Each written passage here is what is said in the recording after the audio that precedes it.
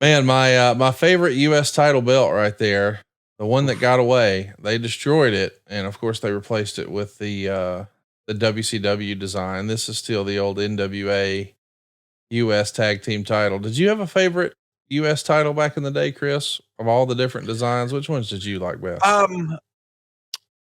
Was there a red belt at a time, or was That had like the shape of the United States on it. Yes. Yeah, that's old school Mid-Atlantic. Yeah. Yeah, that's my Blackjack Mulligan belt.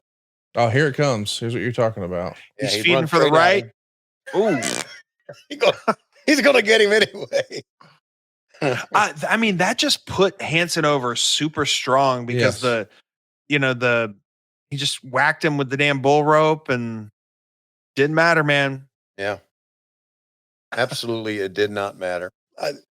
I want to ask about a story as we were talking about Vader. If you guys have ever heard this, have you ever heard the story that Vader beat up a promoter's wife on the way back to the ring one time? What?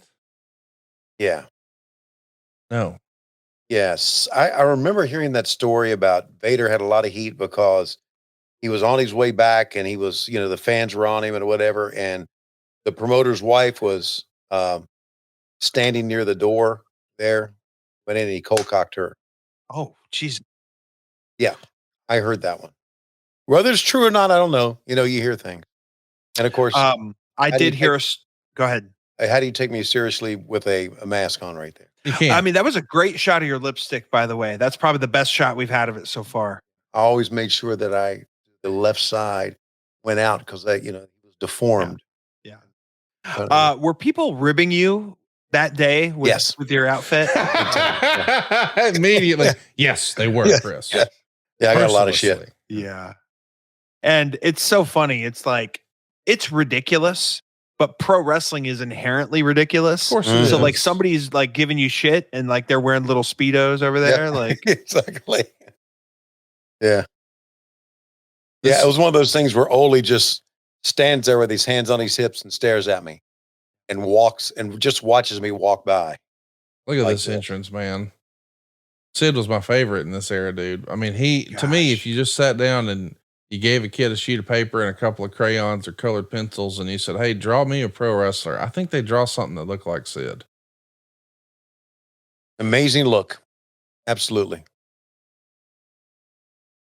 By the way, here's what Dave had to say about this finish. I know we're going to be talking a lot about this. Creativity versus credibility in pro wrestling. You really can't have both. The more you have of one, the less you have of the other. Everyone's taste falls somewhere in the middle. Total creativity without any credibility would probably be glow wrestling. Total credibility would be the UWF, which as far as booking by its very nature, can't have any finishes more creative than a clean pinfall, a knockout, a technical knockout, or submission. Without a doubt, the finish of the Sting Sid Vicious main event was the most creative finish to a major NWA show in many years. It ranks along with twin referee finish of Andre the Giant and Hulk Hogan NBC special for creativity. Of course, any finish of this nature has virtually zero credibility. You've got two different polarized schools of thought here and many people in the middle. One school of thought is that pro wrestling in this country, because of what it's evolved into, can't have any credibility to begin with, and it's a joke to try to pretend it does. From that standpoint, the finish of the main event was excellent. Another school of thought is that without credibility, at least in the main event, you can't sell a show to a mass audience. In that case, the finish of the main event was a mistake.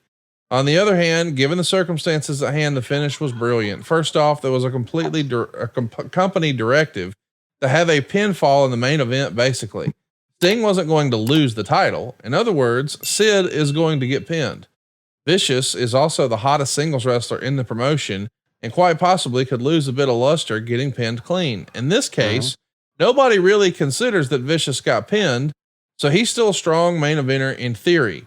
So as far as the finish is concerned, the real test of whether it's a good finish or a bad finish is if the houses with Sting versus Sid Vicious rematches show some life at the box office. Even with a little extra life, the finish has to be a success because shows of late has shown virtually no life. As a kid, I loved this finish. I got the vibe a few minutes ago, Tony, that you didn't love it, or did you love it? You just hated that production missed a shot. I hated that production missed a shot. Okay. Absolutely, I did. What'd you So- think of the finish, Chris? Do you like this? Oh, I love it. I love it. I remember watching live and being like, what just happened?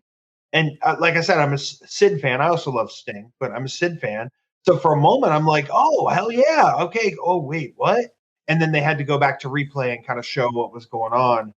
And I just was like dumbfounded. What the hell just happened? I loved it. They're going to, I think for this version, they're going to fix the shot that was missed. Maybe On the VHS? I don't Yeah. think that they have it. Oh, we didn't have the shot at all. I don't think so, because I've only ever seen this version. I've never seen like the pay-per-view version. All right. All right. Well, we'll see. We were fuck ups from the word go. We got some questions here for you, Chris, as we're watching our main event. The Kickout crew wants to know, hey, Chris, who would Chris say is his favorite big man in wrestling? Would it be Sid? We've heard about your love of Sid. Do you have a favorite big man other than Sid? Big man. Can I say George Gonzalez? Oh, of course. No, big man. So when I think big man, I think like Bam Bam Bigelow. I think Big Boss Man. Sure. Right. Those guys are great. I think Earthquake was very underrated. So you're thinking more weight than height. Yeah, when I think big man. So if I'm thinking height, gosh, who's good and tall that resonated with me. Gosh, it's tough. I was never like a Diesel guy. Yeah, it's tough. I did like Sid. I thought when he was Sid Justice, I thought, oh, okay, he's gonna be the one now. But right. That we saw how that panned out. It is tough. It's tough being overly big because of the expectations of you as a performer.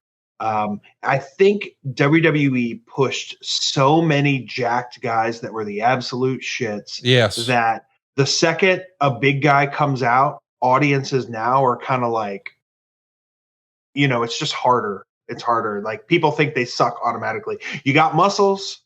Oh, incredible Kip up there. That's incredible. Wow. Yeah, that's kind of, that's kind of what I'm thinking. Sid is he fucking stabbed Arn Anderson. How crazy is that? Right? You just can't bring up Sid without, he was just standing right next to Arn not too long ago. Yeah. Like it's just, I cannot separate that from him. Just what a absolute maniac. Yeah. Sid's one of a kind. Bryant wants to know, does Chris have a favorite wrestling stage or ring rope color design? Is there a favorite ring design or set that you like better than any other, Chris? I know it's a pain in the ass, but I love the stages.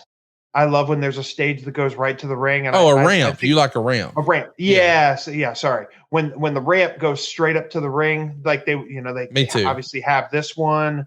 They do it on some clashes every now and again. I like it once in a while as kind of like I don't know, it just gives it a different look. And then you get the guys with the creativity to do some stuff on the ramp. It's just kind of fun. It makes it look a little bit different. One thing that it's a bummer about wrestling now is with it being so homogenized that a lot of it just looks the same. Arenas look the same. So when there is something that makes a venue, an event look different, I'm all in favor of it. A great example was we had that pay-per-view at the Forum last year, and you just can tell, you're like, oh, that's the Forum, right? And maybe it makes it tough for some production elements. It does, I don't think about that, but yeah, I just love the Garden. You'd see something in the Garden, you're like, oh, they're at the Garden, right? I wish more venues were able to be pointed out that distinctly.